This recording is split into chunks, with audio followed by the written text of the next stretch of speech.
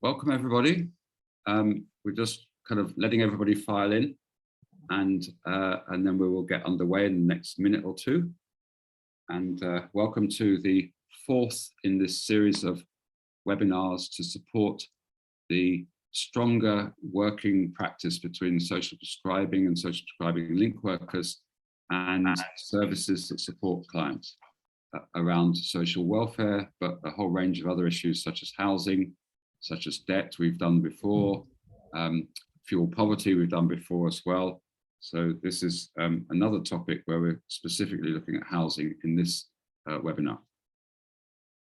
Sorry, Paul, were you about to say something? Or no? Okay, great. Okay, we'll just give everybody a minute or two to file in. We've had a very strong response to today's webinar. We've got about over 200 people registered for today, so that's fantastic. So that's a very significant proportion of London's social prescribing link workers, which is fantastic. And we know that this is an incredibly important topic for London's link workers. So we hope that today's webinar really helps to give link workers a real understanding of what's going on for housing in London, and some really interesting case studies of innovation, which we hope will be helpful and inspiring to you, and some really interesting case studies of good practice in social prescribing in London as well, around supporting clients with housing needs as well. Great, so we're just going to hang on for another minute or so before we get today's webinar underway. But thank you all for attending. We know obviously that you're all very busy. I'm speaking from the Bromley by Bow Healthy Living Centre. I'm actually working from home, but that's where I work. And we know just how busy social prescribing is at the moment, of course. And so it's fantastic that you've all made the time to be able to come on this webinar. And we do really hope that this is going to be beneficial to you all. And Justina, we were going to put up a Zoom poll, is that right? On the just how prevalent housing is for you as an issue. As a social prescribing link worker, we're really interested in kind of just how how prevalent it is as an issue. It'd be really good to be able to just see so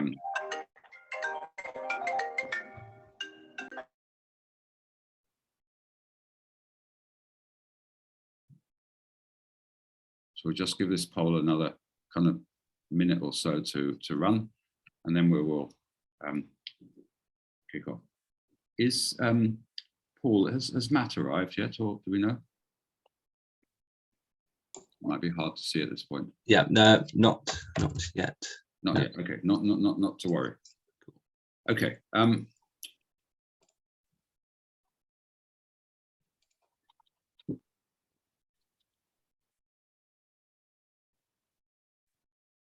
Great. So as we can see from the poll, it will still move around a little bit as the last few of you vote. But so housing doesn't come up always as an issue, but for 12% of you or 11% of you, that does.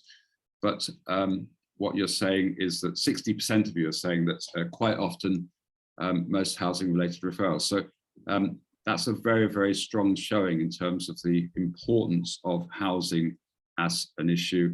And only down at the other end, only 1% say that housing almost never comes up as an issue, which I think just shows quite how important it is as an issue for London's population in terms of those who are referred to social prescribing. Great. So as I say, welcome to the fourth in the series of 6 webinars. These have been sponsored by the Mayor of London and Healthy London Partnership, delivered in conjunction with the Mayor of London and Healthy London Partnership and Bromley by Bow Insights, which is the team that I'm part of. I'm Dan Hopewell, I'm the Director of Knowledge and Innovation at Bromley by Bow. And it's an enormous pleasure to have you all here today to be talking about this very important topic. And we've got a fantastic set of presenters today. who are going to be taking us through what the challenges are for London, some interesting innovation in terms of this space, in terms of housing, and how we support London around housing and London's residents, and then some fantastic case studies, two incredible case studies of really good practice, best practice in terms of social prescribing and support around housing needs, which we hope will be helpful to all of you as well. And hopefully at the end, some time for question and answers as well.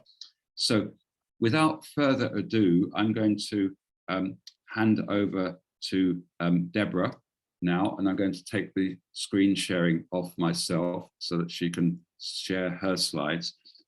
Deborah Halling is the Senior Policy Officer for Housing and Land for the Greater London Authority, the GLA, and she's kindly come on today to talk about just to give us a sort of an overview of what the housing situation is for London, which will key in today's webinar and just give us a real understanding of what's happening in the housing situation for London and help to contextualize today's webinar. So thank you so much, Deborah, for coming on. And we're really keen to kind of get that overview of what's really going on, because link workers see it every day, of course, in terms of their clients, but getting that kind of macro picture for London is really important for us to understand where that sits in terms of the London context. Thank you. Great, thanks, Dan. Now, just before people filed in, we were checking the screen sharing was working all right. Can I just check with you, Dan? Is it okay? You can see my Yes, slide. it's absolutely perfect. Thank you. Yeah. Marvelous, it's working. Great.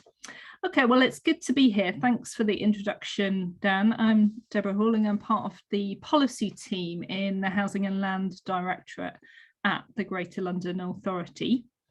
And yeah, I am glad to be here today, but when I was talking to Dan this week about what I might sort of usefully contribute today, I said to him that I was very wary of ending up telling you stuff you already know. So I'm sure as link workers, and the polling is suggesting this, you have a lot of evidence in front of your very eyes day to day that housing is a huge issue in London. So I didn't want to come in and just tell you this. I think what Dan was suggesting is that, as he said, it would be helpful to you to have a bit of a sort of zoom out. So I guess a presentation of some of the kind of aggregate of the experiences that you're encountering from day to day. So I will aim to do that, and you can blame Dan if you think, why is she doing that? And I will also talk a bit about the approach that the Mayor is taking to tackling the housing crisis in London, and I'll mention it in particular a couple of programmes and tools. I hope that sounds okay, and I hope the slide sharing is carrying on okay. Yeah, perfect. Yeah, good, it's working. This is good. I feel it's been a while since I've done anything on Zoom, so yeah, a bit twitchy, but glad it's working. So to crack on with thinking about the big picture in terms of housing in London. Oh, I'm sorry, one more thing I was going to say, actually, before I do this, sorry to jump about, is that I will talk about those things I've mentioned. What I won't do is talk about the services that local authorities provide in terms of homelessness, allocating social housing and conditions in the private rented sector, and homelessness and housing options in local authorities. That's sort of something that's close to my heart. I started my work in local government and in housing in one of those services, but it's been a while, and I know there are others on this call who are much better placed to talk about that, so I will leave that to them. Right, on with the big picture stuff in terms of housing in London. So the graph that you can see shows that in many ways there has been a boom in London in the last 25 years or so. So there's been a sharp increase in the number of jobs, that's the blue line, quite a big increase in the population, the yellow line, but the city's housing stock hasn't kept up with those other increases. So what that has meant, and this is sort of basic, supply and demand stuff, is that house prices have risen. And I'm sure none of us will be surprised to hear they're much higher in London than in the rest of England. And even sort of adjusting for inflation, they cost 6 times more than they did in 1970. And that increase has fueled a drop in home ownership among all but older households. And you can see that in the graphs there. And I'll see if we get these slides sent around in case any of you want to kind of pore over graphs or access links.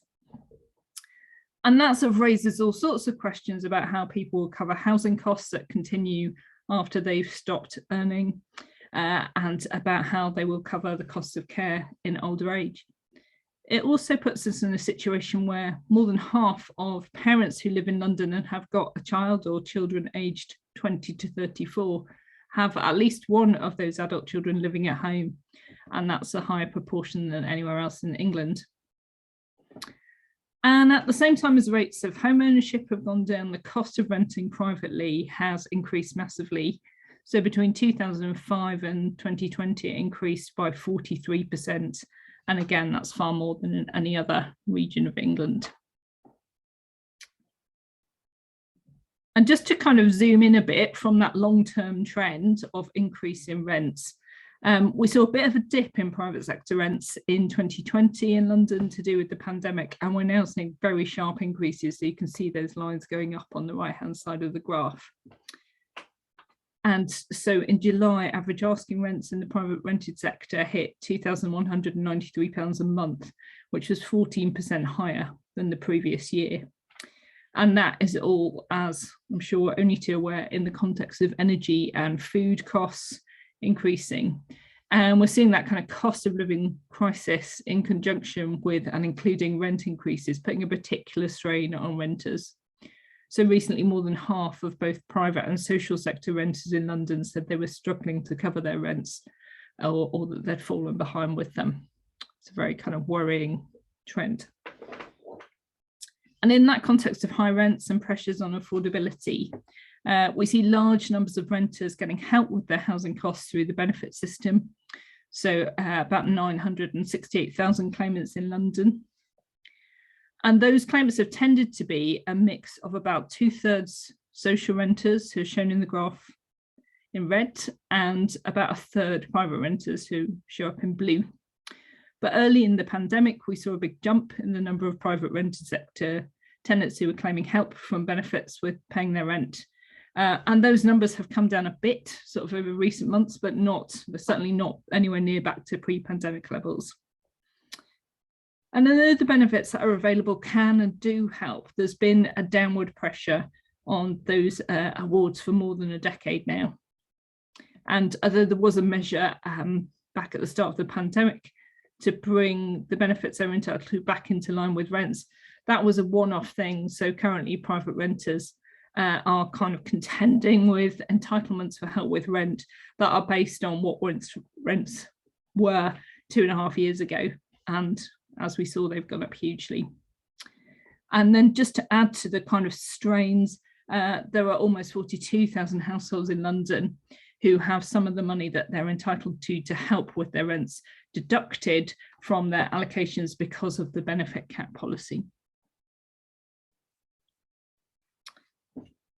So one of the other key trends that we've seen in recent years is that more households, and in particular more households that include children, are renting privately. And that's partly because fewer people can afford to buy, but it's also because the social rented sector, which is shown by the red line in this graph, has decreased. And that's been due to a combination of things, to a lack of new supply of homes, to slower turnover in tenancies than we've seen in the past, and to the sale of homes through the right to buy policy.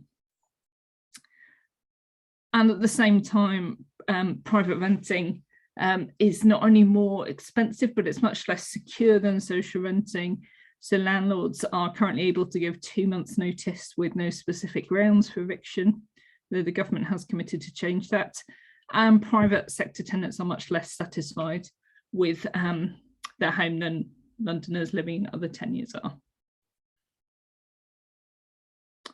So, and all of this has all sorts of negative impacts, which I guess you are encountering from day to day. So more children living in poverty, about 60,000 homeless households, most of them families with children who are in temporary accommodation. often away from their local area and their networks, children's schools. There are larger numbers of people in London and elsewhere living kind of precariously in other people's homes. So sometimes that's kind of a very sort of transient sofa surfing arrangement. And sometimes it's kind of adult children and their partners and children living within people's homes. And that then feeds into higher rates of overcrowding. Compared to elsewhere in England, with all of the strains on relationships, the difficulties for children playing and studying, and the higher risk of some illnesses and of accidents. And in a market that's sort of stacked against lower income private renters, they're often the ones who end up with the disproportionate number of poor quality homes that we find in the private rented sector. And that's in a context where local authority teams who are responsible for enforcing those standards, checking landlords are doing what they're meant to do, are very stretched. And we know too that those problems disproportionately affect some Londoners, so single parents, those from Black and ethnic minority backgrounds. And we know, and I'm sure you know more than anyone, they have an adverse effect on physical and mental health, and that was really underlined by the pandemic. So I'll talk a bit now about some of the ways that the Mayor is using his powers to try and tackle these challenges. His main tools, and this is very kind of policy wonk thing to show 3 policy documents as his main tools, but his planning policy and his housing strategy, both of which are strategies that boroughs must kind of be in general conformity is the legal term within their own local strategies. So those are quite strong levers that he has, and also a programme of investment in new affordable housing. So to talk first about his planning policy, the London plan, it emphasised what he refers to as good growth. So the idea being that development should have benefits that are widely felt. And on housing, there are targets for at borough level for delivering new homes, including homes on small sites, which kind of open up new opportunities for developing much needed housing. And there were some really strong policies in there on supply of affordable housing. So a strategic target for half of all new homes to be affordable, and then a kind of fast route through planning application processes for developments where at least 35% of the homes are going to be affordable. And the plan also sets requirements for new homes in terms of things like space and accessibility and sustainability as well. So have a mouthful of water. So the Mayor also administers funding that is provided by national government to deliver new affordable homes. That's a very large funding programme. Funding goes to councils and to housing associations to deliver social rented homes, to deliver some intermediate housing, so that's both shared ownership and rented housing that is not at social rent levels but sub-market levels, and also supported housing, so things like hostels, refuges and gypsy and traveller sites. And the good news, and that can feel in short supply at the moment, is that we have seen an increase in the number of homes delivered, and within that in the number of affordable homes delivered in London over recent years, despite a dip that was related to the pandemic. And the Mayor and his team work very closely with government, including highlighting some of the sort of London specific needs and considerations. He routinely and regularly asks for more funding to deliver new affordable homes. But I think he also recognises that that is a change that will take time to deliver and to be felt. And I appreciate it might be sort of scant comfort to you in terms of, you know, people that you're seeing next week. So he urges government to make other changes, so to make sure the private rented sector is more secure. He's working closely with the Department for Levelling Up Housing and Communities on the government's plans to end no-fault evictions, to make sure that benefits cover rents. He's asked for powers to temporarily freeze private rents in response to the cost of living crisis. He has asked for the powers that currently sit with government to allow boroughs to introduce licensing schemes for their private rented sectors to be devolved to him. And he stressed the need for London Borough's housing option services to be adequately funded. So finally, I'm just going to whiz through some programs and tools that the Mayor is responsible for, or perhaps a bit more kind of immediately felt benefits. So he has a large program of services for rough sleepers, so his Life Off the Street services that complement the programs commissioned by boroughs. And there's a link on that slide where you can find out more about those.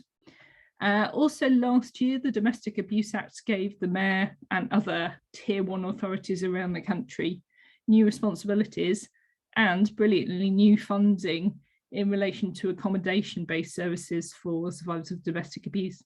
So that's things like refuges, but also accommodation for moving on from refuges.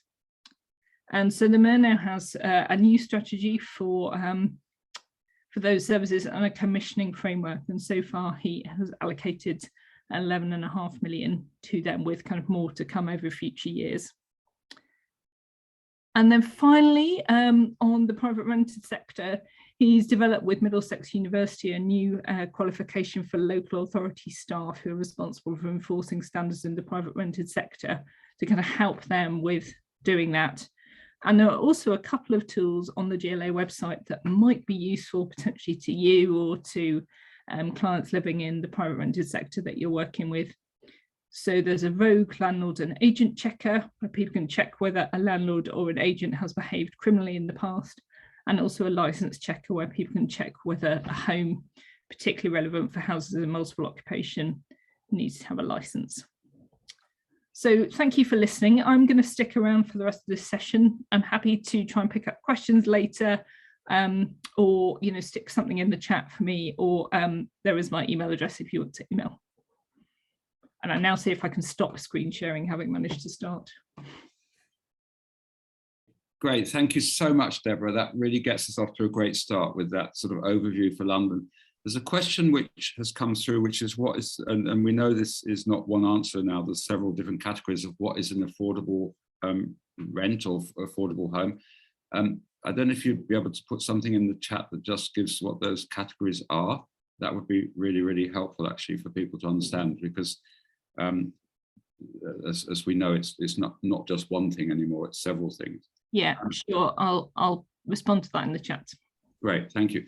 And now we're going to come over to Justina, who is going to give us a really interesting piece of information around a portal that can support social prescribing link workers to refer their clients to any one of a number of local authorities around their housing needs, particularly those who are either homeless or at risk of homelessness. Handing over now to you, Justina. Thank you, Dan. So earlier this week, Dan and I, we had a conversation with MRI Housing Options about this portal that allows you to create referral that goes directly to local authority housing department. You can access this portal using the link from the slide, so feel free to register yourself. We have received the clearance from Housing Options that you don't have to be local authority, or you don't have to be based in GP practice. If you are practicing as a link worker, you can clearly use the service. So just find other option and register yourself if you have people who are referred to you by GPs or any other any other places to deal with people who are at risk of homelessness within 56 days or are already homeless. This portal is free. That creates also a formal letter, automatically creates a formal letter. So you'd be able to save it as a file and then upload to System 1 or EMIS or whatever system you are using. It was the platform, the portal was formerly named Housing Jigsaw, so you may already know this. But if not, feel free to register to get access to their presentation. And this presentation that you've got linked to in the slide has explanation about duty to refer, an explanation how to register and how to actually use the portal. So I think that it's a very, very interesting option for all of the link workers to actually be aware of that, being registered. So in case you receive a referral where you need to support a patient who is homeless or at risk of homelessness, that you know that you can have this direct referral to your local council. So that's all from me. Thank you, Dan. Great, thank you, Justina. And for those of you who don't know this software, this allows you to refer to any council housing options team in London and through one single portal, which is really, really amazingly helpful. As Justina said, for those who are either homeless or at risk of homelessness within the next 56 days. So we hope that helping to promote that portal will make your life easier and allow you to more effectively support your clients. We're going to move on now to our first innovation case study.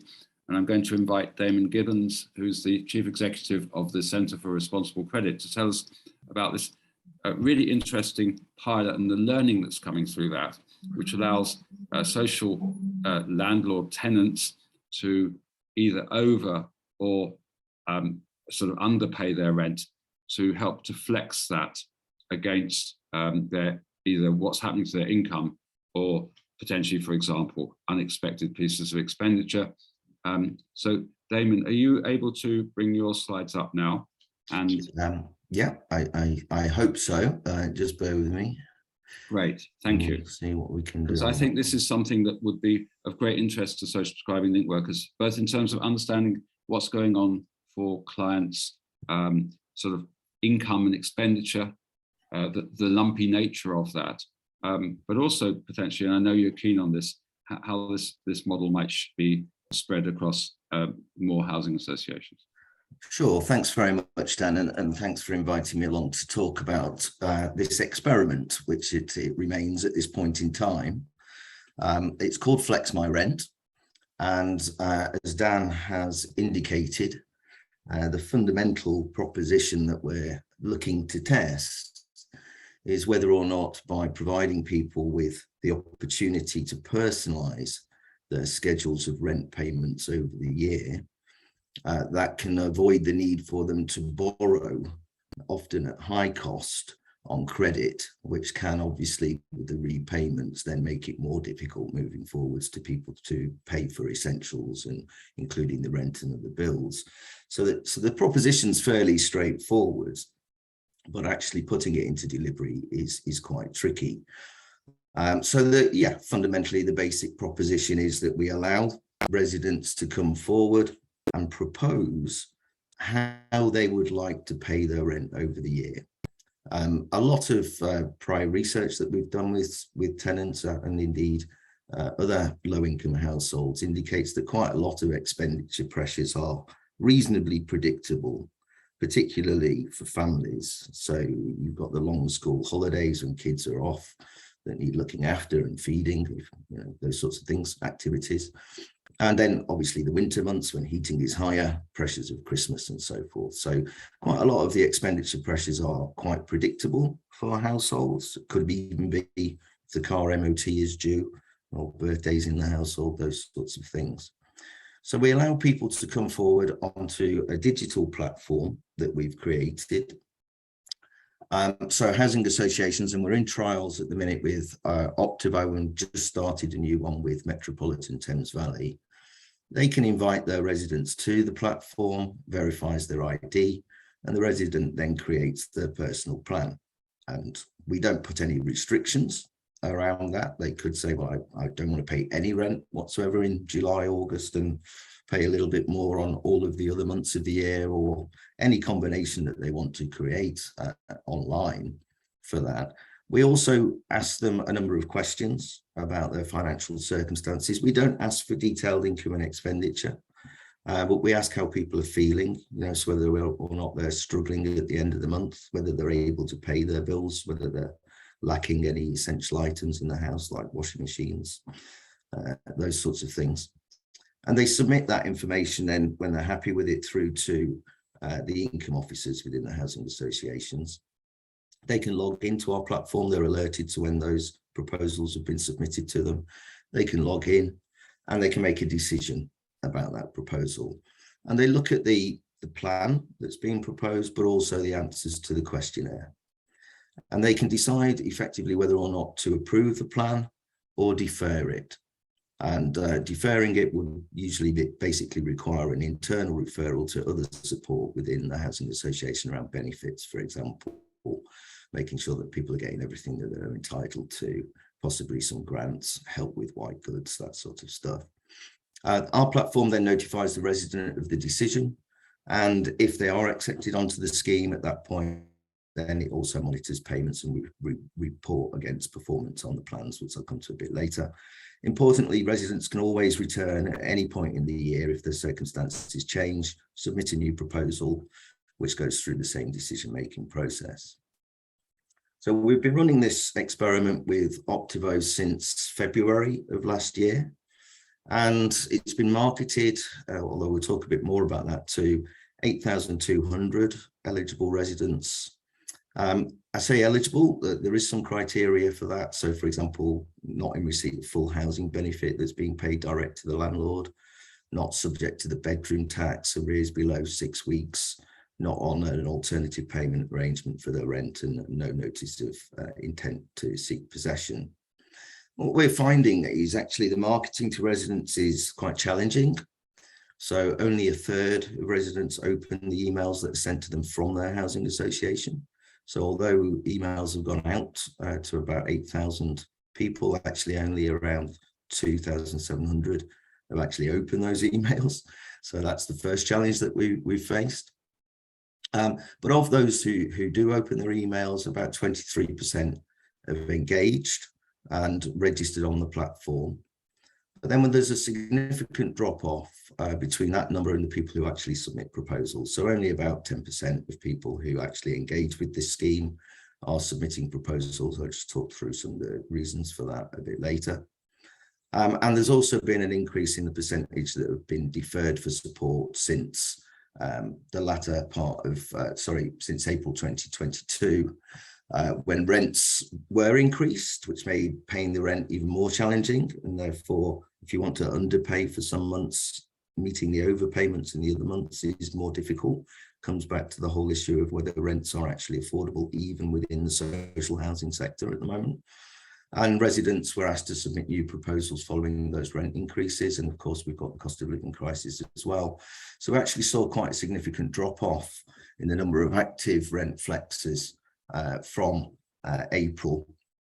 We did have around 122 at one point in January, but following the April rent increase, that's basically halved, which has been reflected in the fact that even though they've come back and submitted new proposals, they've had to be deferred for further support because they're really struggling at the minute. Further marketing is taking place, however, through to the end of December, and then the trial will continue with its active rent flexer component through for a further 12 months. So just to say a little bit about the customers, predominantly female single parents, many of whom are actually working full time, or if they're not, then they're usually working part-time or self-employed. 44%, interestingly enough, have or are living with somebody who has a long-term health condition or disability. And I think one of the advantages of the scheme is that it is engaging people, and we are getting up-to-date information about things like their health, and therefore could be in a position to better target other services to these residents. Social landlords, for example, don't necessarily have a very good overview of what the current state of play is within a household. They give tenancies, may not hear from the resident for a long period of time, so they don't know if they've had a new health condition come into play. So we've got up-to-date information that does allow us to target perhaps additional services to these residents that wouldn't be provided otherwise. And we've got a fair component of people with BAME heritages as well. So just a typical example here of one of our residents who's on the scheme, Female, 32, single parent, 3 children, working, but also receiving universal credit. She tells us it's hard to stick to her budget. She's got debts, they're a bit of a burden, sometimes cutting back on essentials during the month, often borrowing money to pay for them, and her financial situation makes her anxious or depressed. She's been on the scheme since September last year, and she's flexed her rent downwards in the months of October, November, and January. Her plan then expired in April, but she did come back and create a new one from June this year, and her current plan again has got some flex in it over the summer months and again in January. And her plan also includes a savings target, which would put her in credit by 1 month's rent in advance at year end. So just why don't people submit proposals? We've done some surveying, small scale phone surveys with these residents. Some of them are practical. So residents telling us they wanted to end the year in credit, but the website didn't provide for that at that time. But the main one is that they don't think they can afford the overpayments. And there's some issues in terms of people getting tenancy reference numbers, national insurance numbers to verify their ID as well. We find a lot of people getting stuck in registration because they put the numbers in slightly incorrectly, maybe 1 or 2 digits the wrong way round, those sorts of things. So we've got a lot of people who are stuck in the process of actually registering and creating the plan. So we have taken some actions to address that. They can now set a savings target. We are monitoring people getting stuck in registration. We use emails and text messages to prompt them to say, it looks like you've made a mistake. Is there a way that we can help you resolve that? And also looking at ways to make the proposal creation process easier on mobile phones. About 60% of people actually create their proposals and come to our website using the mobile phone, which is not too surprising. But the experience of those who submit is positive. Many people say it's easy to navigate, good design, straightforward, not too many questions, it's convenient, it's peace of mind that they've got the flexibility. And over 50% says that the scheme has helped to improve their financial situation, put them in greater control of their finances, reduce their anxiety about rent payments, and increase their overall satisfaction with their landlord as well. Just about residents deferred for support, it's important to notice that this scheme isn't just about people getting onto a flexible, personalised schedule. It's also about engaging people by making that offer. And when people do come forward and they've got other additional problems, then the scheme is able to provide additional support to them. So although you can look at 110 residents being deferred for support, that's by no means a failure of the project. In fact, it's a positive outcome as far as we're concerned, because we've identified those people. They are struggling. There's some figures which I won't run through in total, but you know, they are in debt. They're never putting money aside as savings. They're reporting budgeting problems, lacking essential items in their home, etc. So getting them that support is actually a really key part of what this scheme is about. And just finally to move on to some approved proposals and what's happening with that. So as I say, we've had about 130 residents who had proposals accepted, some of whom fell off the scheme after the April rent increase. But of those who are on the scheme, it's providing peace of mind. It's allowing for expenses to be flexibly met, such as school uniforms, August, September holidays, Christmas. It's allowing people to cope with bills when they're unexpected, and in some cases to put some money aside as savings as well. And the performance is good. So 88% are on or ahead of their plan. And on average, at the end of last month, they were about £400 ahead of plan. And the arrears balances of those people who started in arrears when they created their proposal are falling. So that's pretty good in the current environment, we think. But it is still too small scale, so we've got to boost the take-up through to the end of December and then properly evaluate it, including by comparing their rent payment performance to a control group. And just a final brief word about the Metropolitan Thames Valley trial. We're trying a couple of different approaches with marketing. So teaser emails have gone out this week, and then there'll be a formal invitation after that. But it is still a cold approach. So, you know, it's not that the concept of FlexMyRent is widely known. And so, you know, we do think that that poses some challenges, and more might need to be done if this scheme is rolled out to actually sell the concept or market the concept to residents and get them comfortable with it first. It's just a couple of emails. We've also adjusted the savings target, so the default when people create a proposal is actually 0 now, reflecting cost of living issues. In the Optivo trial to date, there'd been a default position that people should end the year with a rent month in advance. So we dropped that for the MTBH trial with the landlord's consent there. And there's a new process, as I say, to make it a bit easier to create proposals on the mobile phone. Some other changes around the support needs questionnaire that we're experimenting with as well. And again, we're recruiting through to the end of December, looking to evaluate the scheme by the end of next year. And if that's successful, then we'd be looking to roll it out to other social landlords. So I think, yeah, I'll stop there.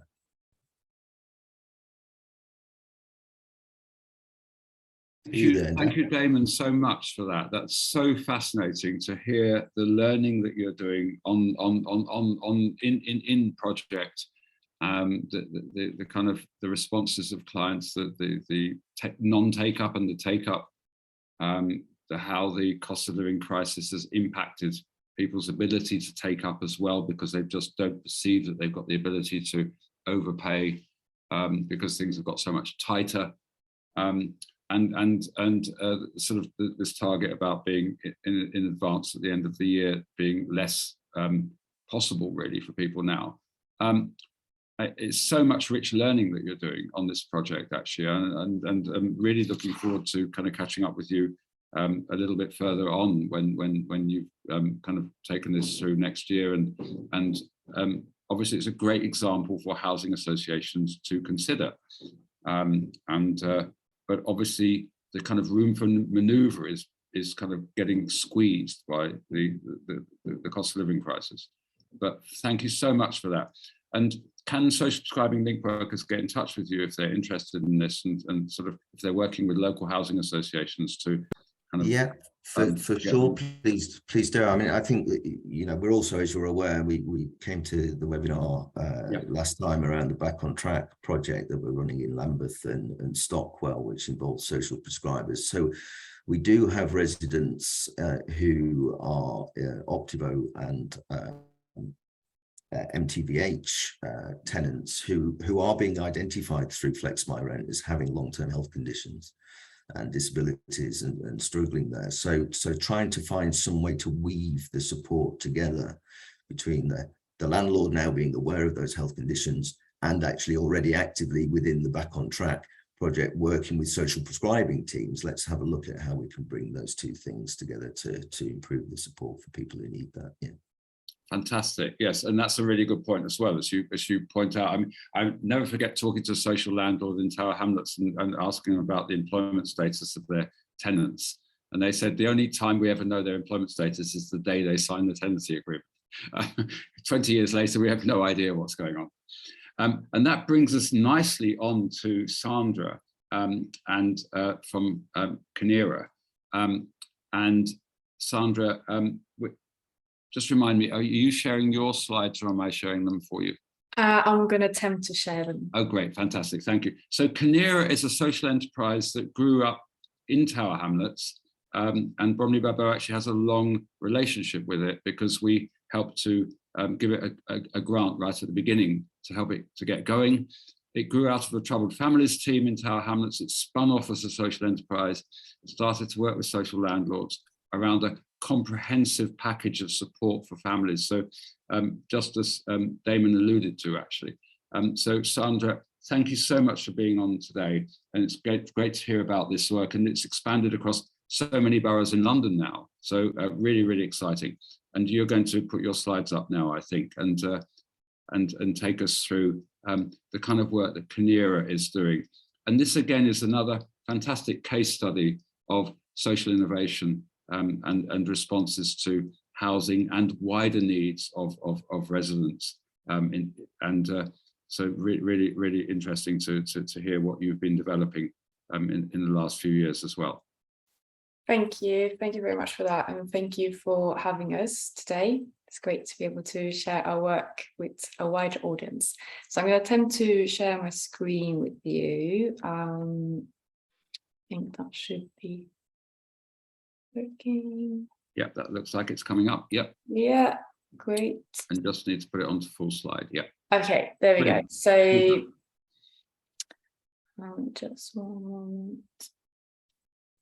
Okay, so as I said, I work for Kineara, and we have been in loads of different types of housing programs. And as Dan mentioned, have worked a lot with social housing in the past. What I'm going to be talking about today is a program that I run in Southwark, which is for supporting private renters. So it's a little bit different and have its own challenges, but the issues are largely the same when supporting individuals or families. We try to look at it in a holistic way so that we take in consideration anything that person might affect their housing. So anything from health, finances, and obviously the housing issues themselves. So nothing is happening in isolation, is our theory. So this program was set up as a partnership between Southwark Council and Southwark Law Centre. And it was to prevent homelessness in the private sector by supporting people to sustain their tenancy, or prevent eviction, or if not possible, then to find suitable alternative accommodation. And that's a key word, that's suitability. So we set this up, and the partnership is really important to have the council on board as well as the law centre to help with the evictions. Is also vital to have the connection to every local organisation in the borough, and really using their support to be able to deliver the holistic support, because obviously we're not experts in everything, and we need organisations that focus in on different issues to be supportive with us. So we do a lot of joint working. This particular project was funded by Impact on Urban Health.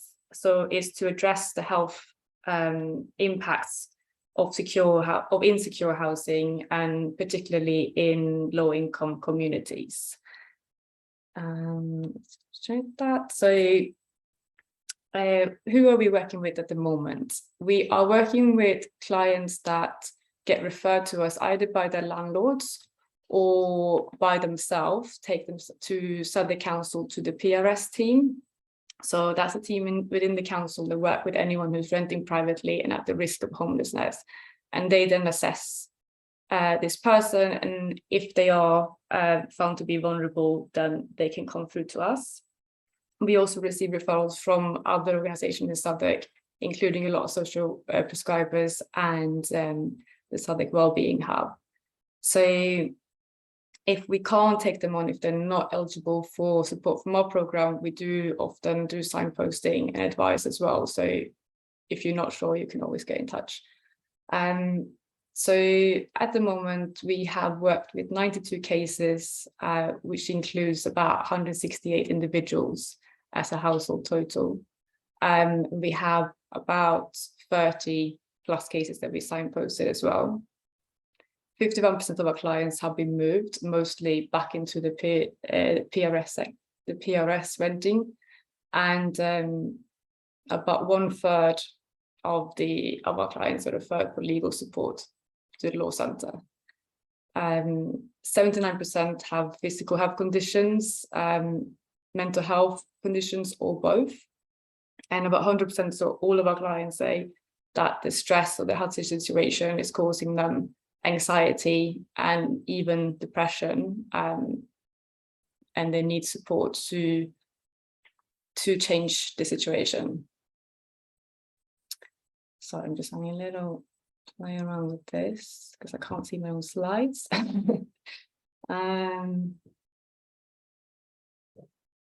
No, doesn't work. Okay, never mind. So what we deliver, as I said, they come through the council's PRS team, which they can self-refer to. And when someone is vulnerable or have high rent arrears, then they can come through to us for more support to navigate through the system and the difficulties of finding housing. So as you can see from the delivery model, we have the referral come through to us. We then sit down and do quite an in-depth assessment to identify any other needs that this person might have, so that we can provided holistic support. We also then make the referral to law centre if necessary. Through when the interventions start, we also keep checking in with their case or the housing officer, as well as any other professionals that are involved, so that we can keep up to date with the process.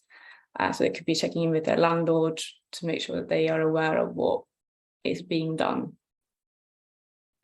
And this is a preventative journey. So this is the journey that we follow with clients.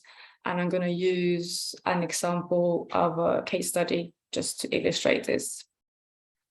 So we have the reason for the referral. So this person is a young woman who came through to us after she accumulated rent arrears and wasn't able to remain in the property. So her landlord was threatening her with eviction.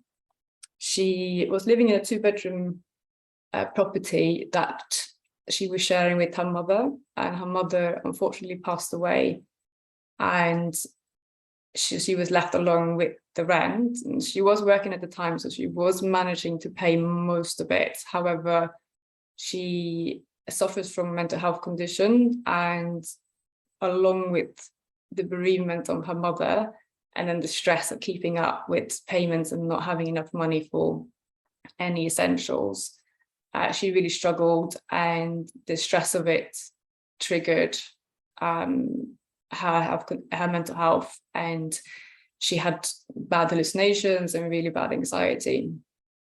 So when she came to us, we sort of helped her through by doing an assessment with her and creating an action plan to see that she could get support for her mental health.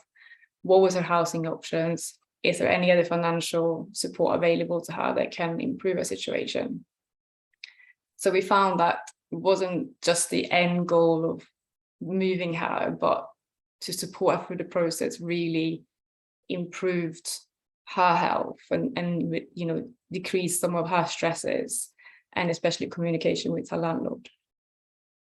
So from the action plan, we made the referrals. So for her, we did for the wellbeing help to support with her mental health, but also some employment and training support, just for her to see if she can have that option when she was managing a bit better.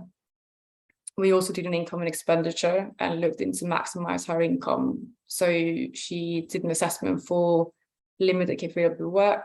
We did a PIP application for her as well as some hardship fund grant application to help to pay for food and fuel, as at the moment she didn't have anything coming at all. What she got from Universal Credit was pretty much only covering as much rent as possible.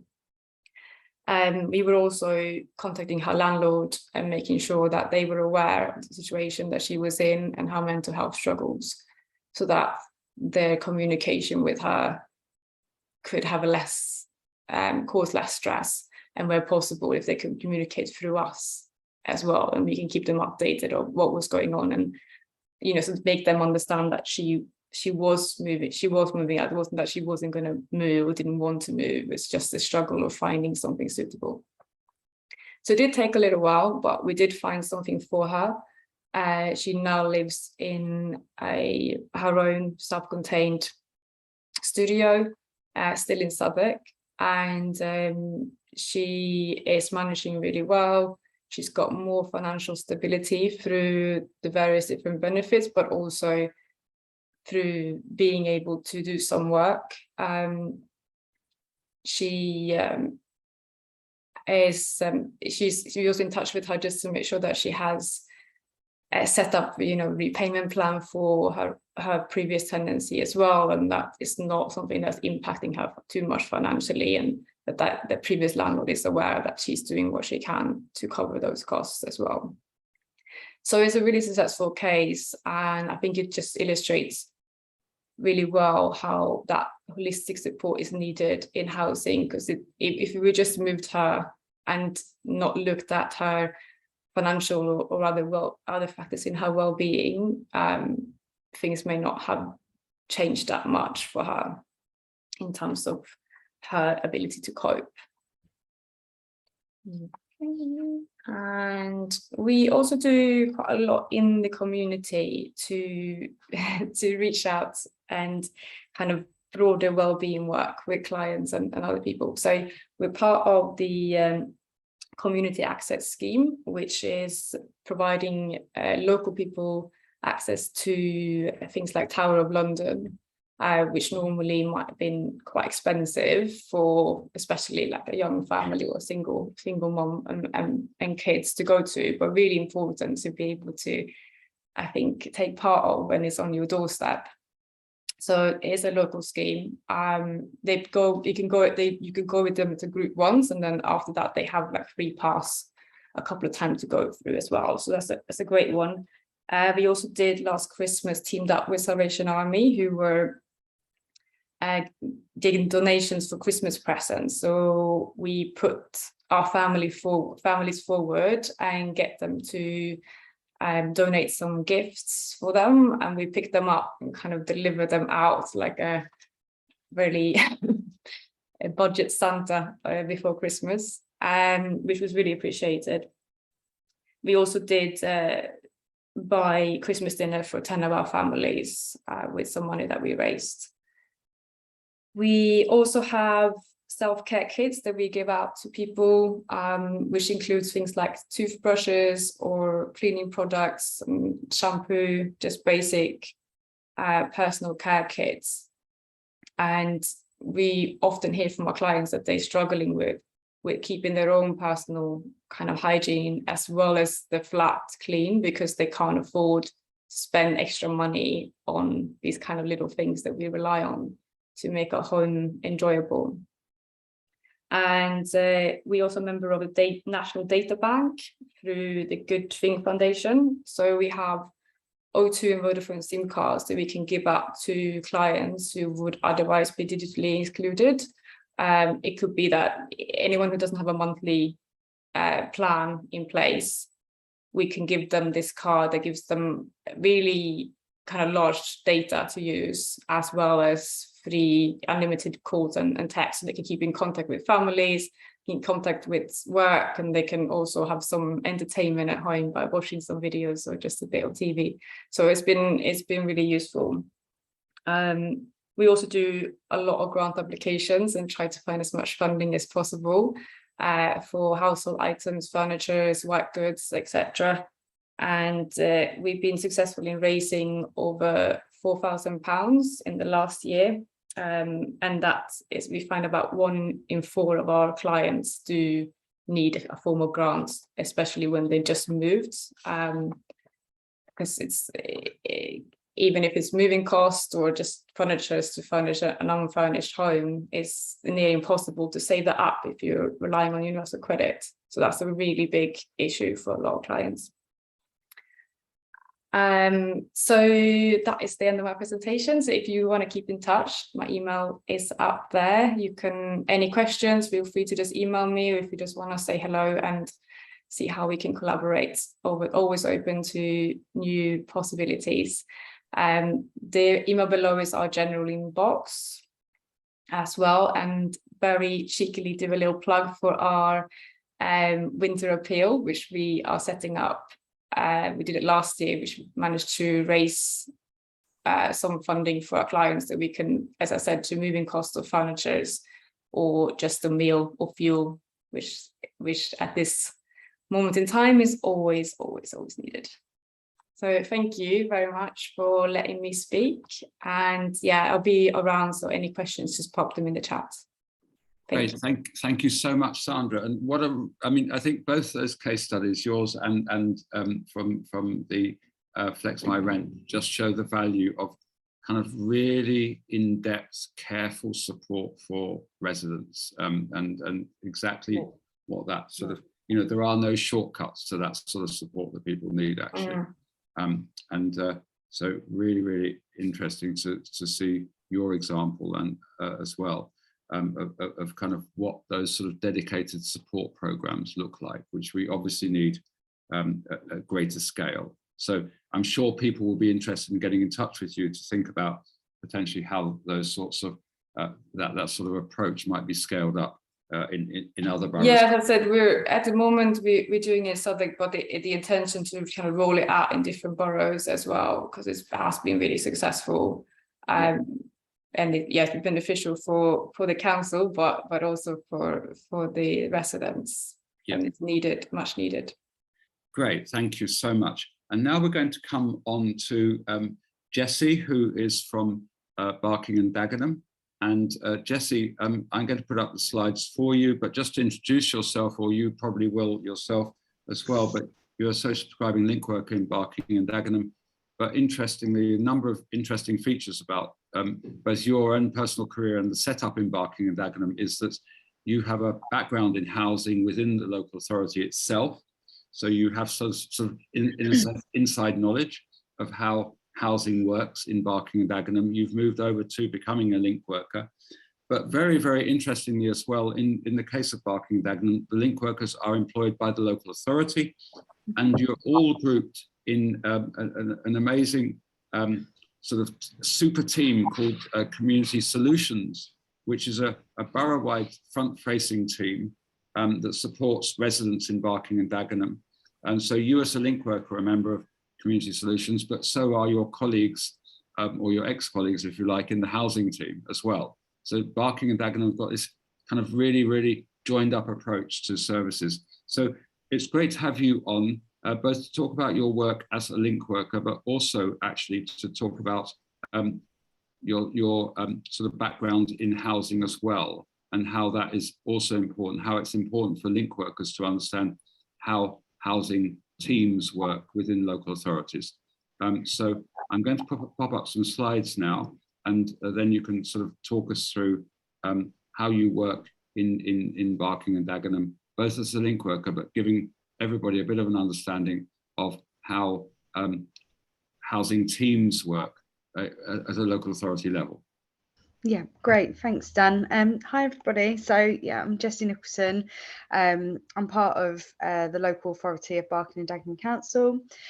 We do come under Community Solutions. So we've got various services within Community Solutions, such as like community hubs and libraries, housing departments, etc. And we are still part of local authority. So as you can appreciate, we've got a huge variety of different services within the umbrella that I work under.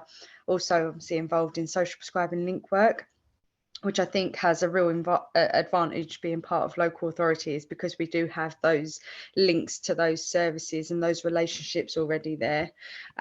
So yeah, I've got a little bit of housing experience. I worked in the housing department for about 7 years, and the last 2 years of that I was doing homeless prevention work. So I've got a bit of a background and a good understanding of housing, but I understand that it is continuously changing. It's quite a complex field. So there's probably still things that I can learn from and things that I don't know. But we'll go through this presentation that I've created is just to give you guys a bit of an understanding of some of the things that we've experienced through our social prescribing referrals, and what sort of things tend to come up, and kind of how we deal with that. So next slide, please, Dan.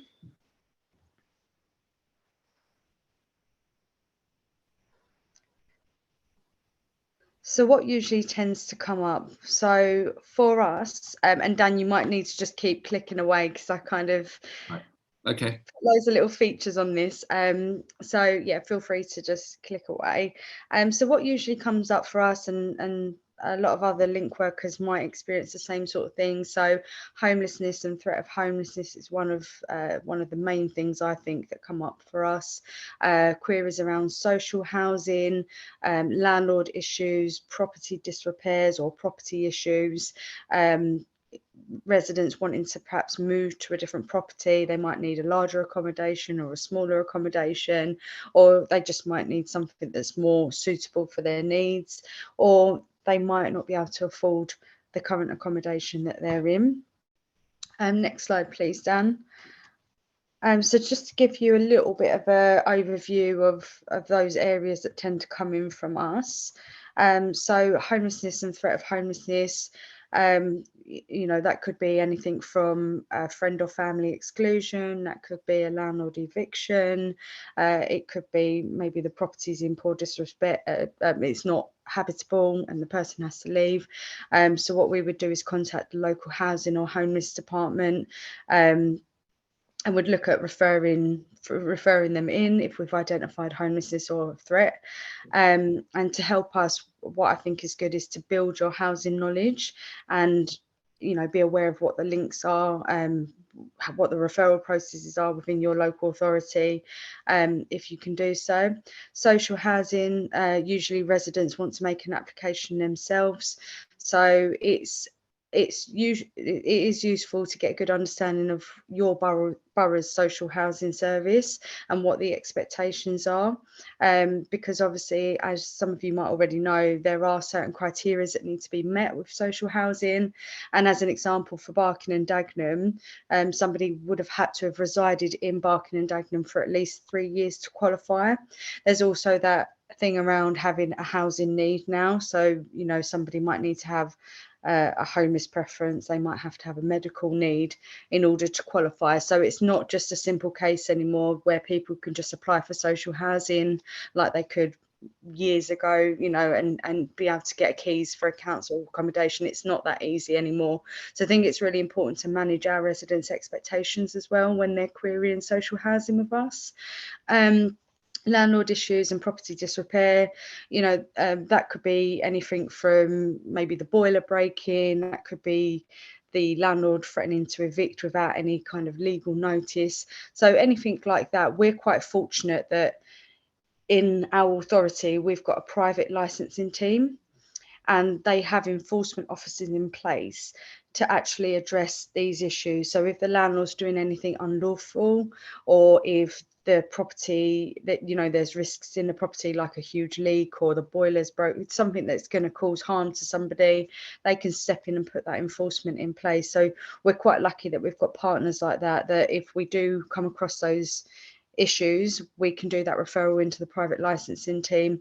I think Sandra might have touched on it, or somebody touched on it about you know, a lot of landlords in London have to have a license to let the property, and we've had people that don't have license, and then it's, yeah, so there's a lot to it. So the licensing team can actually address stuff like that as well.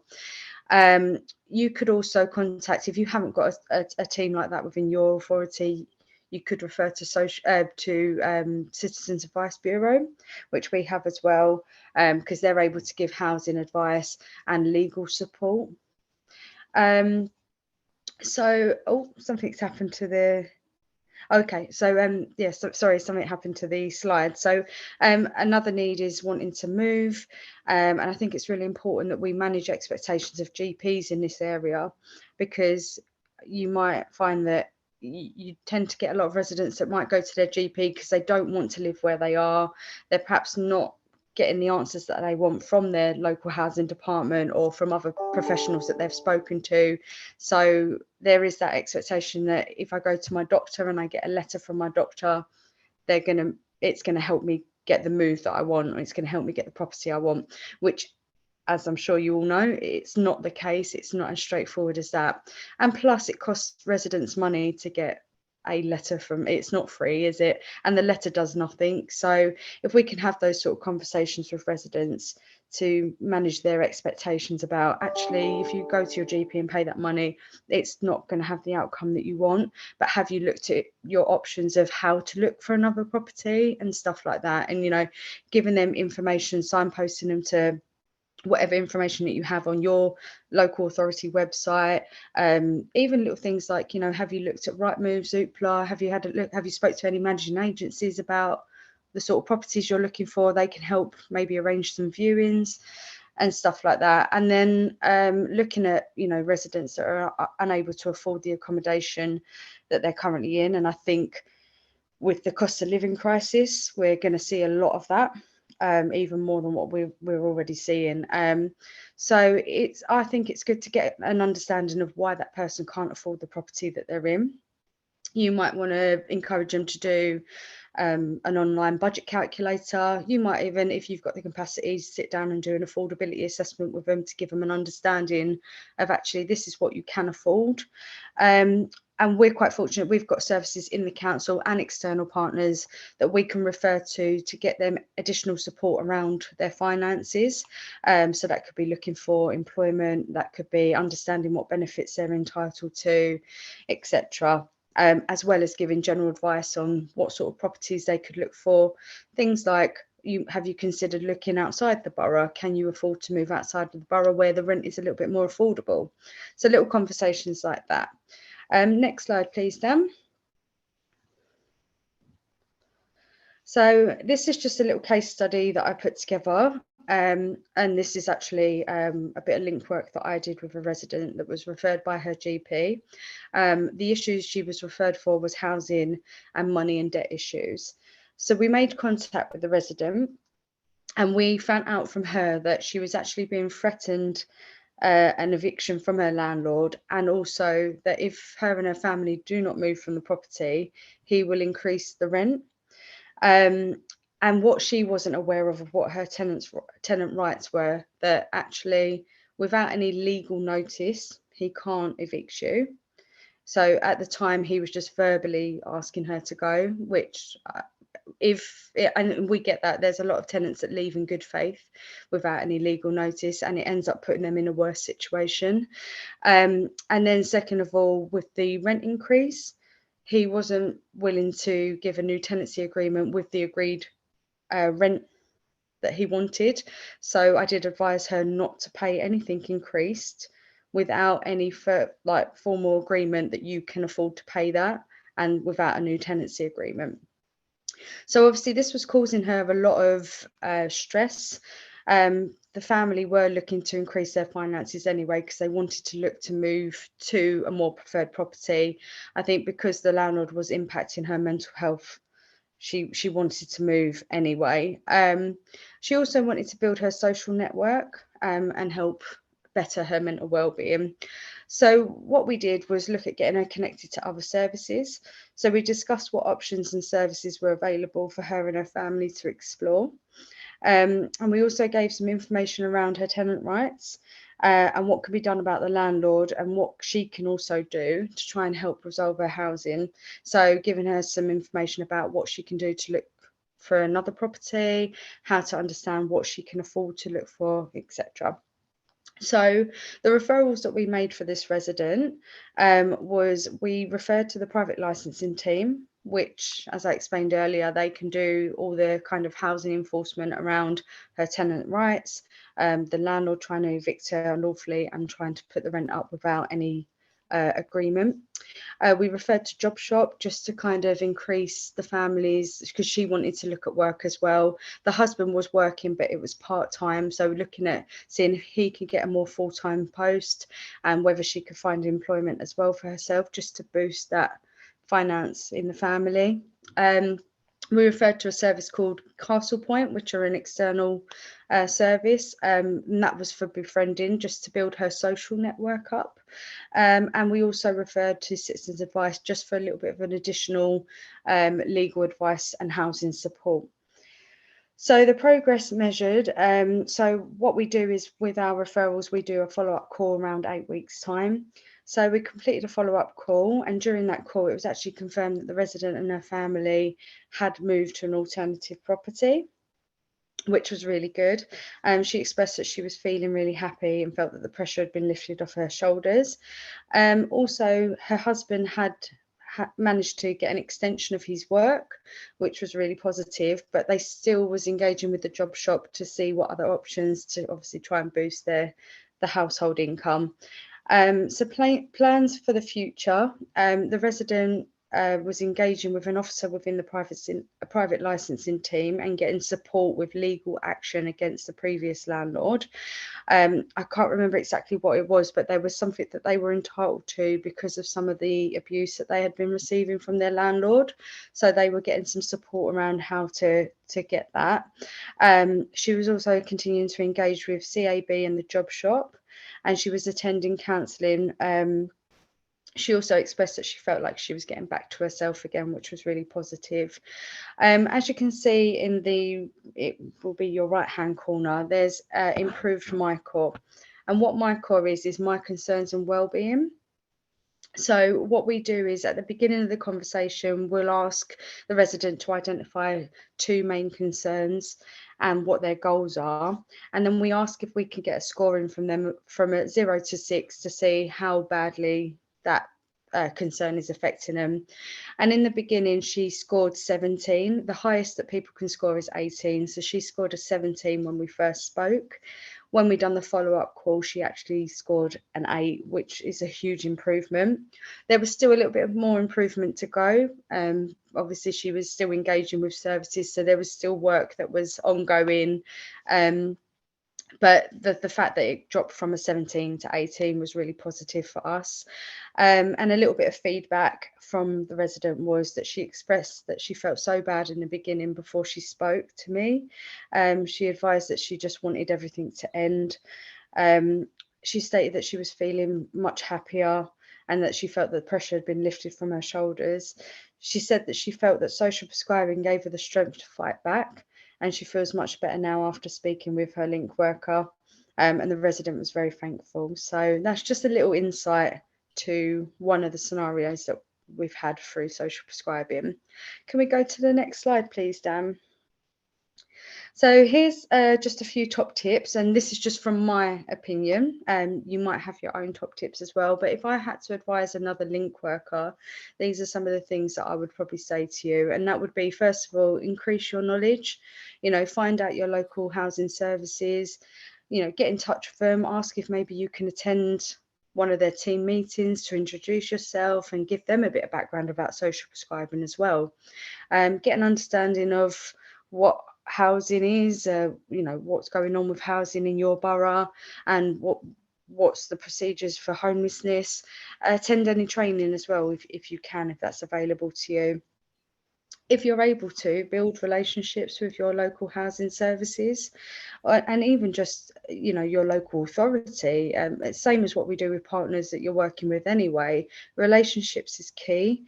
And I think because we've got an advantage where we know some of the housing, and where I know some of the housing officers in that department, it's really easy for me to, I've got their contact numbers, I've got their email. It's really easy for me to get in touch with somebody. Whereas there's the social prescribing link workers that are perhaps employed just by the GP, they might not already have those connections. So, reach out. There's no harm just giving a call, seeing if you can get hold of someone, introduce yourself, build that relationship with that service. I think it will make life a little bit easier for you. Manage expectations, and that's that could be for partners as well, but the main people that I've put is residents, GPs / PCNs. I think it's important that we manage expectations for residents about the reality of housing, the struggles of housing, and be honest with them that you're not going to be able to just resolve all their housing issues in one go, but giving them an understanding, giving them options is better than not being able to give them anything at all. And again, managing GP's expectations that by writing a letter doesn't mean that that person's going to have all their housing issues resolved for you. Also, research links available. This will help you with signposting. So again, I guess that goes in hand with increase your knowledge. And one last thing for me is, remember that you're not a housing expert. Some of you might have a bit of knowledge, and that's great. But you're not employed as a housing officer. You're not going to be necessarily an expert. So if you're not sure, seek advice from your local housing service or speak to colleagues. Don't feel like you must have all the answers. I think we put a lot of pressure on ourselves to feel like we have to know everything.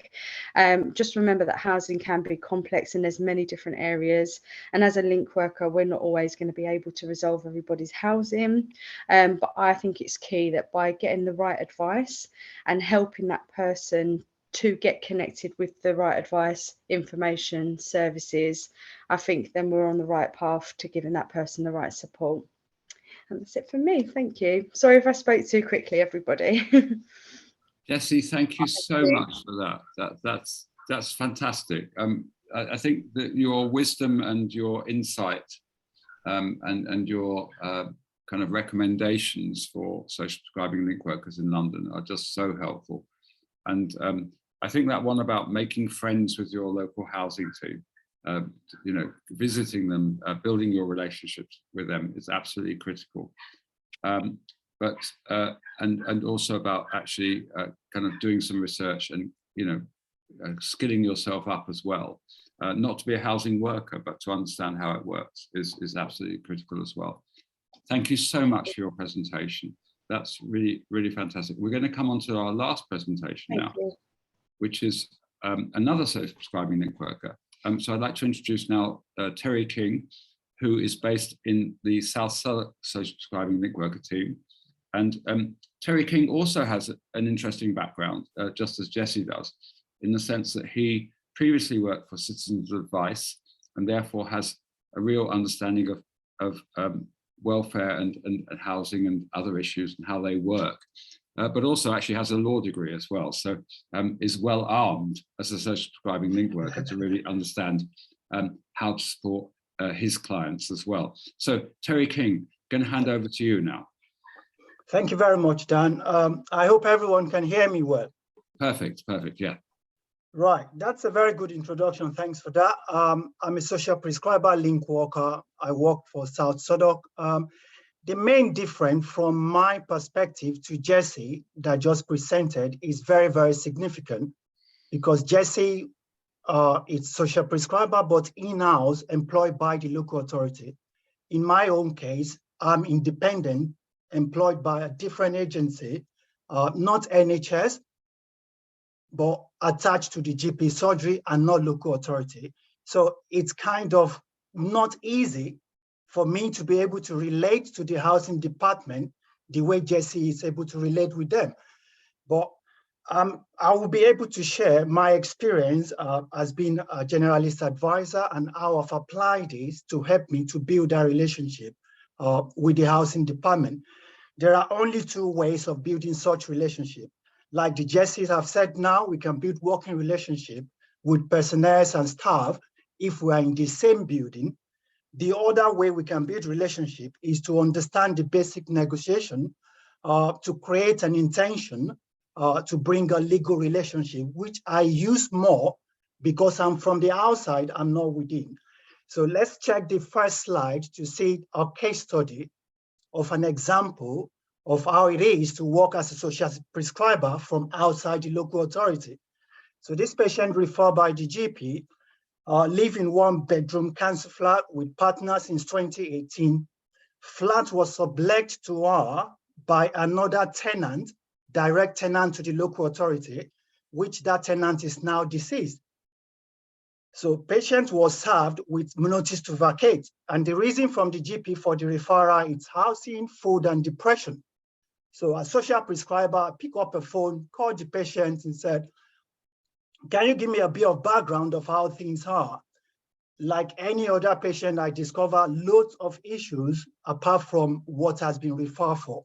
So the key point is immigration issue. So patients have been referred to the housing, and the housing option have made an assessment. They've concluded that she's not eligible for support because of the immigration condition on her visa. So she had limited leave to remain, which comes with condition, which is called no recourse to public fund. And patients have been supported to apply to the Home Office to lift the conditions so that she can apply for the relevant benefit. But in cases like this, I don't know any personnel to call from the housing option. So the first thing I will check with the patient is, look, who is your housing officer? Do you know the name of your housing officer? That is the first point of contact. He said, yes, I know. Can I have the number? So the first thing I do, ring up the housing officer. Can you please give me details about this information? How long do you give this patient to resolve the issue? And the housing officer said to me, by Monday, we want this patient to vacate the property. And we're on Friday. I said, well, have you followed any procedure at all? Yeah. The housing officer said, yes, they've sent the notice, which is a valid notice. I said, right, is there any possession order here? He said, no. Is there any warrant from court? He said, no. I said, well, you can't just evict patient like that. Oh, he's not having it with me. I said, okay, that's all right. What I want you to do, please, is to write me an email or write the patient an email of what we've agreed now and the action you're about to take. So he agreed to do that, and I advised patient not to worry about it, that they need to follow the legal procedure before they can evict her. So I was able to explain the process to patient that, look, it takes a month if they want to do that. So to keep her at peace. So what I did next is to look at the immigration issue, which is the key. So he made the Home Office with patient consent, submit all the relevant documents, and let them know how urgent the case is, that we need a decision to be made about this case. Send the email. Fortunately, we got a reply from Home Office the following week, and the condition was removed, and housing officer was not able to do anything because I was able to draft a letter to explain what the fact is. I explain what the law that is applicable. I explain what their duty is towards the tenant. So one of the key things that I make them to understand is that if they start any legal proceeding before the issue of immigration is resolved, they will be penalized for that. So they understand that and they stop all the action. We were able to get the condition lifted, and then patient called me and said, oh, thank you very much, we've done this. So I advised patient to call the housing option back, book a review for an assessment. That was booked, and then they reviewed the assessment. Now they've accepted the duty, which is duty to prevent. So patient was happy about that. Let's go to the next slide. It's a similar case, but in a different view. Yeah, same patient was referred, council flat as well, 1 bedroom. Patients have been served with notice to quit due to rent arrears. So the reason for referral is basically housing benefit, financial advice. So when I call up patient to discuss about it, patient said, well, I used to be a full-time student, but I stopped going to uni about 6 months ago because I have this mental health related issues. I'm not able to cope with education anymore. My student finance is not coming forward. So this is not a housing issue. This is a money management issue. Said, okay, have you applied for housing benefit? Yes, she confirmed she's applied. What was the outcome? She was rejected because she was found to be a full-time student. A full-time student cannot apply for housing benefit because they have finances, because they have student finance. So what I did next is to book an appointment with patients and call the university to ask them for the fact of the case. Oh, they said, yeah, we have not seen this patient for over 6 or 7 months now. So can you write a letter to confirm that patients have been withdrawn due to this mental health related issue? So they cooperated to do that, and they wrote a letter. So what I did, I used the letter to appeal the housing benefit decision based on change of circumstances. And then they were able to reinstall the housing benefit. And then the follow-up advice is for clients to apply for rent arrears fund to clear up the rent arrears. And that was resolved. That was not an housing issue, but if it's not resolved in time, of course, it leads to an housing issue. Yeah, let's go to the next slide, please. Right, these are the examples of cases that might come like, oh, this is an housing issue, but it might not be an housing case. Yeah, we can go through this, but if we have time after this slide, we can talk about that. Yeah, let's go to the next slide, please. Right, these are the typical housing cases which Jesse mentioned, which Sandra have mentioned. These are really, really tough cases that we receive referrals all the time, and they require some intense level of work to be able to help clients through. Right, in good practices, what I tend to do in this, Jesse's advice is really good and sound. We need to understand basic principles or basic process of how things work. Let's go to the next slide, please, Dan. It's required. We're not meant to be a specialist, but you understand what homelessness process might be. So for example, your client give you a call and say, I'm homeless, I don't have anywhere to stay, I need an emergency provision. So you know, for you to make any referral, you know what the criteria could be. so that you don't spend time making a referral, and at the end of it, it's rejected. You don't know where to go.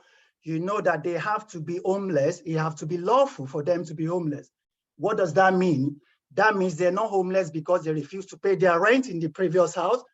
They're not homeless because they left the temporary accommodation. That would be intentionally homeless. Number two is to check, do they meet the immigration condition? That's very simple. You can ask them, what's your immigration status, for example? Do you have any leave to remain? Is there any condition on the leave to remain? These are basic questions to check with them. If they say, yes, I'm British citizen, that's fine. Do you have any priority need? What do I mean by that? Do you have any medical condition at all? So if the answers to this are yes, you can call the housing option. I said, I have a patient here that require an emergency provision. You know what you're going to get from that because you know what basic requirements for that are. After that, if they provide that, then there will be an assessment to be made, which local authority have duty to make the assessment and to put a plan in place, which is called personal housing plan. In that plan, if they found the patient to be in priority need, they will set up the plan. They accept the duty to provide accommodation. It might be full duty to provide, and then they move them on to bidding system. So let's go to the next slide, please. This is the bidding process. You understand what the band in your local authorities are. They have band 1 or band A. They have band 2 or band B, band 3 or band 4. So it's good to understand the basic requirement for this banding. You have patients that come to you, have been bidding for 4 or 5 years, have not been moved. Okay, the first question is, what band are you on? Oh, I'm in band 4. You know that band 4 is thousands of people there. The next question is, oh, do you have any change of circumstances at all? Because things changes every time. If you can establish that they have any change of circumstances, we can apply for change of circumstances application through application, and then they change the banding. If you can move from band 3 to band 2, that is a significant help that you can do for any patient, because band 1 and band 2 in Southwark, for example, they're in 300, band 3 is in thousands. So there's major difference between band 2 and band 3. If you can help any patient to apply for changes, move them from 3 to 2, they will be grateful to do that. If that is not possible, look at the options. There's a lot of options to explore with them, as Jesse have said as well. You have downsizing and all those things. And if nothing works at all, then you can request for direct offer. But of course, that comes with some limitation, because when they offer you directly, you have limited choices to refuse that. And if you reject them twice, they take you out of the register. Let's see the last slide, please, Dan. Another simple process to understand is the eviction process. Patient call you who have been served a notice. The first thing to check with them is to know if the notice is valid or not. Most of the private sector landlord, they just issue by word of mouth. So even when they issue that, there's a right form that they should follow to issue Section 21. You check it, is the notice valid? If it's not valid, you call the landlord and say, I'm sorry, your notice is not valid. We need you to issue a new notice. So what you're doing is you're buying time for patients to be able to be supported so that they're not under any tension. If they're from the local authority, if they're social housing, you know there's pre-action protocol that they should follow. If they're not following that, you give them a ring or send them an email, explain to them, this is the fact of the case, this is what I expect you to do, and I expect you to do it within this time. So this is what I use personally. I understand I have the background, that the experience, but I don't have the luxury of being employed by Southwark Council. And the advantage is that we are independent. So when they make any decision that we're not happy with, we're not in conflict to challenge them. But if I'm employed by them, I will have a bit of conflict because I'm working with them or working for them. But in my own case, I use the other side to my advantage. The way I create that relationship is to understand the negotiating with the intention to create legal relationship with them. I know my law, I know my fact, I know what their duty is towards me, and then request for that. Within a limited period of time, they reply to me. That's his conclusion. Sorry, I have to rush through because of the time. And Terry King, you've done something brilliant there. You've absolutely sort of created a really strong understanding of your role and what it is if a link worker really understands what the law is in order to be able to help and advocate for the client, the patient, with landlords and with local authorities. that's right. That's fantastic. Thank you so much indeed for your presentation. You're welcome. It's a really, really powerful, and as you say, your independent role. That's right. You have, yeah. So this concludes today's webinar. We've slightly run over time, and apologies, and I know some people have had to leave early. We've got another webinar coming up, which is on the 9th of December on welfare benefits advice, specifically. We've got the link in the chat, and if Paul or Justina, you could repost the link in the chat so it's right at the bottom there, that would be great. We will be sending out the presentations that you've seen today. We'll be sending out a link to the recording of today's session as well, and a link to the next webinar, which is on the 9th of December, specifically on welfare benefits advice. I'd like to thank all of you for being here today. We've slightly overrun, but that's because the content has been so full, which is amazing. I'd like to thank Deborah for her initial presentation around the housing situation, Justina for the housing options portal, Damon and Sandra for your innovation case studies of FlexMyRent and Kineara, and just now Jesse and Terry King for your really powerful presentations of the role of the social prescribing link worker, who is well equipped with understanding housing law. And I think that absolutely goes to the importance of social prescribing link workers training themselves up to have a really strong understanding, because you are much more able to support your clients if you understand housing law. And as both of you said, it's not because you're a housing worker, but you need to understand how the housing system works in order to be able to be a powerful and effective advocate for your clients. And that both of you have given that fantastic example. So thank you all very much, and thank everybody very much for staying on. We've overrun by a few minutes, but that's just because the content has been so strong and so good. And we look forward to keeping in touch with all of you around these issues. Look forward to seeing all of you on the 9th of December.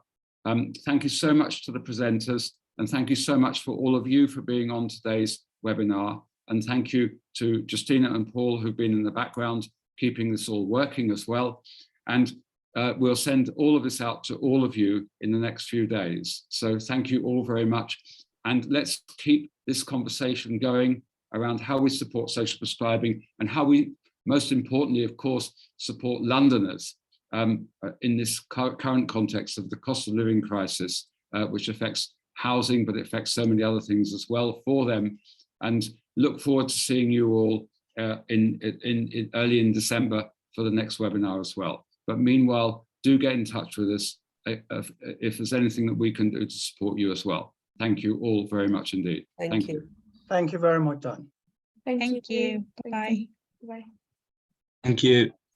Very much. Bye-bye. Bye. Thank you. Bye-bye. Thank you. Very nice and informative. Thank you. Definitely join in later on with the December one. Thanks. Bye. Great. Bye for now. Yes. Bye-bye. Thank you. Okay. Bye. Thank you. Bye-bye. Bye. Bye-bye. Bye all.